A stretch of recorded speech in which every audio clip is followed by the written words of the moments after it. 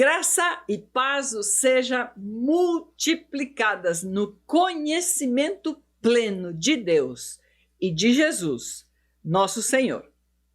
Este canal tem como objetivo ensinar as verdades da palavra de Deus e que elas corram até os confins da terra. Para isso, nós pedimos a sua colaboração inscrevendo-se no canal, apertando aí a campainha para receber a notificação dos próximos vídeos. Também deixe o seu like e compartilhe com as pessoas que você sabe se interessam por este tema. Nós estamos estudando as festas do Senhor. Falávamos da festa da Páscoa, que compreendia aquela ceia à noite, quando eles, no final do dia 14, começando o dia 15, aquela janta, aquela ceia que eles faziam com aquele cordeiro, com os pães sem fermento e com as ervas amargas, e deveriam comer isto estando como vestidos, calçados e prontos para sair de viagem a qualquer momento e de forma rápida. Esta celebração era a celebração da Páscoa. A partir daí, eles deveriam estar 7 dias comendo pães sem levadura, sem fermento. E isto era feito no dia 14 para o dia 15. No sábado posterior a isto, neste sábado, eles deveriam ir ao templo e levar as primeiras gavilhas, primeiros ramos da cevada, a colheita dos primeiros frutos, que é a terceira festa da primavera, festa das primícias. As primícias falam dos primeiros frutos. Era o mês que se começava a colheita da cevada. O grão da cevada era o mais, em valor econômico, era o mais barato, o mais econômico, o de menor valor. Era a cevada, a primeira que se colhia. Esta primeira colheita, eles não deveriam sequer fazer uso do restante da colheita sem entregar no templo ao sacerdote que estaria movendo estes frutos, estes primeiros frutos diante do Senhor, e entregariam isto como uma oferta, as primeiras colheitas, aquele primeiro fruto que eles colhiam, esses primeiros cachinhos de cevada. Isto tinha um significado.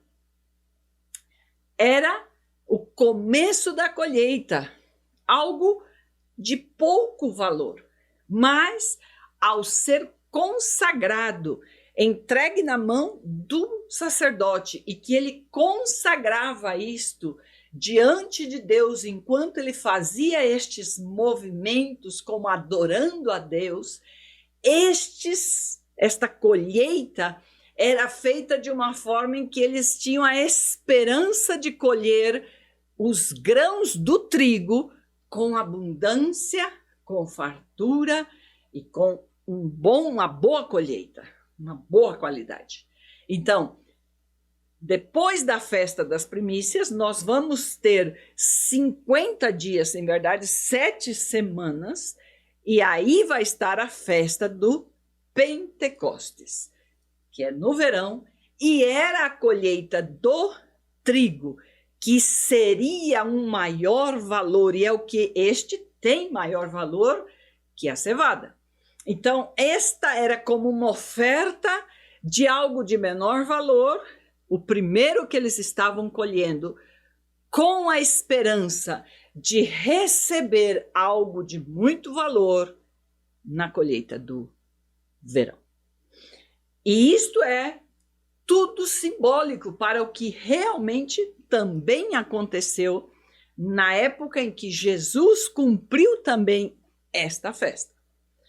Se nós lemos em Levíticos, no capítulo 23, do versículo 9 ao 11, diz assim: Disse mais o Senhor a Moisés: Fala aos filhos de Israel e dize-lhes: Quando entrardes na terra que vos dou e cegardes a sua messe, então trareis um molho das primícias da vossa messe ao sacerdote. Este moverá o molho perante o Senhor, para que sejais aceitos. Isto é muito importante entender. Por quê? Porque falava de que deveríamos ser aceitos. Era uma oferta que deveria ser aceita por Deus, como tendo um coração e uma atitude que vá em linha com o que Deus pediu para estas pessoas. Que diz a Bíblia sobre isto nos nossos tempos? Diz assim a palavra do Senhor, no versículo 29 do capítulo 8 de Romanos. Porquanto aos que de antemão conheceu, também os predestinou para serem conformes à imagem do seu Filho, a fim de que ele seja o primogênito entre muitos irmãos. E o 29. Que quer dizer isto, Marildes? Muito simples. Naquele momento, quando eles faziam esta festa e usavam este elemento, primeiros frutos das cevada, e faziam este movimento pedindo a Deus que fossem aceitados, para que fossem recebidos pelo Senhor. Aqui você encontra que está dizendo que de antemão conheceu, também os predestinou para serem conforme à imagem do seu Filho, a fim de que ele seja o primogênito. O que aconteceu naquele sábado, depois da Páscoa ou da festa, ou daquele momento em que Jesus foi o nosso Cordeiro Pascal, e que foi imolado, morto e sepultado. Que acontece no sábado, naquele dia final, e quando as mulheres vão ao túmulo para poder fazer aí toda a unção e prepará-lo, porque não havia havido este tempo, encontram que Jesus havia ressuscitado. E a Bíblia diz que Jesus ressuscita sendo o primogênito de muitos irmãos. Nós todos conhecemos, a grande maioria, se você não conhece, João capítulo 3, versículo 16, diz que Deus mandou o seu Filho unigênito para que todo aquele que nele crê não pereça, senão que tenha vida eterna. No momento em que Jesus, ele se transforma no nosso Cordeiro Pascal, ele é morto, ele é sepultado e ele ressuscita 3 dias depois. Ele se transforma no primogênito entre todos os irmãos. Ele deixa de ser o unigênito para se transformar no primogênito. Esta realidade é muito importante para que possamos entender que quando o sacerdote fazia este movimento lá no templo, é porque ele buscava ser aceito como uma oferta grata a Deus. Veja o que Deus diz na sua palavra em Hebreus capítulo 12, versículo 22 ao 29.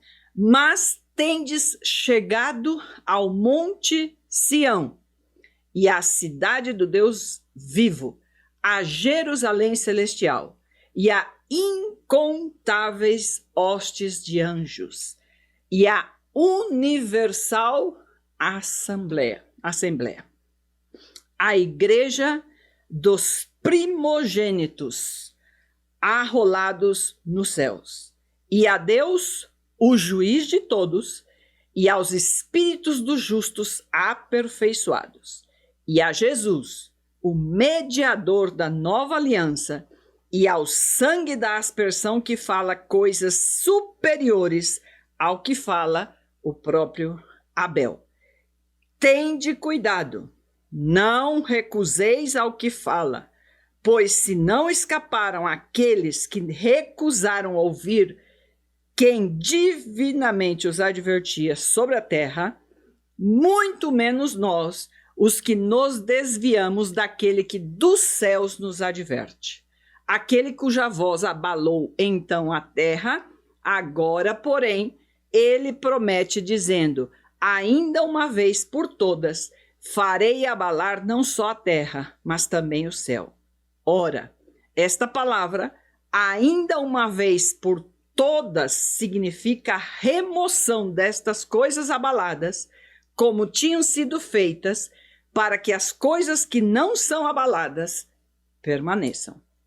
Por isso, recebendo nós um reino inabalável, retenhamos a graça pela qual sirvamos a Deus de modo agradável, com reverência e santo temor, porque o nosso Deus é fogo consumidor.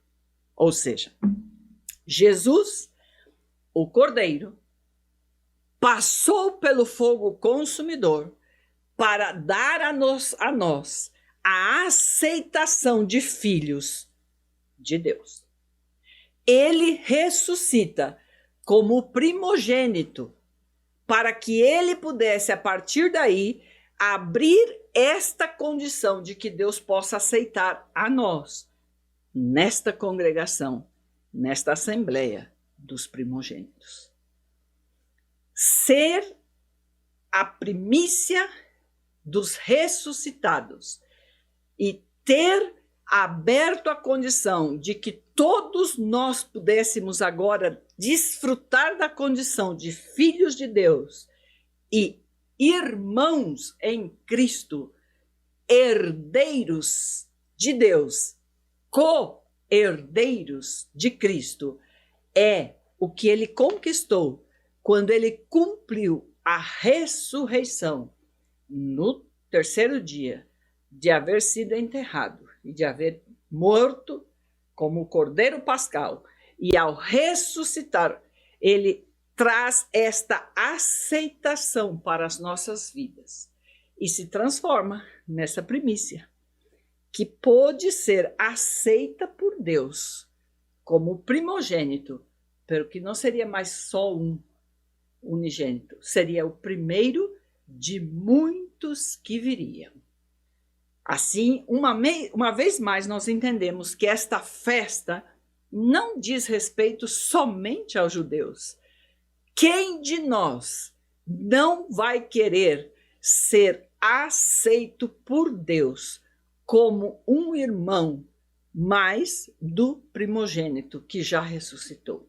E que isto, inclusive, deixe para nós a segurança e a esperança de que também ressuscitaremos para estar congregados e sermos uma família com o Senhor. Que esta festa seja, na verdade, algo que transforme o nosso coração e que faça com que nós possamos ter esta esperança, este gozo, esta certeza, para que possamos viver em linha com esta verdade, de que já estamos debaixo desta conquista e que, uma vez mais, Jesus cumpriu já a profecia do cumprimento deste tempo, desta festa, para que nós pudéssemos hoje, como cristãos, que estamos debaixo da sua cobertura, debaixo da sua proteção, também termos esta conquista como uma vitória para as nossas vidas. Que Deus nos bendiga, nos abençoe, no nome de Jesus, nome que é sobre todo nome. Amém.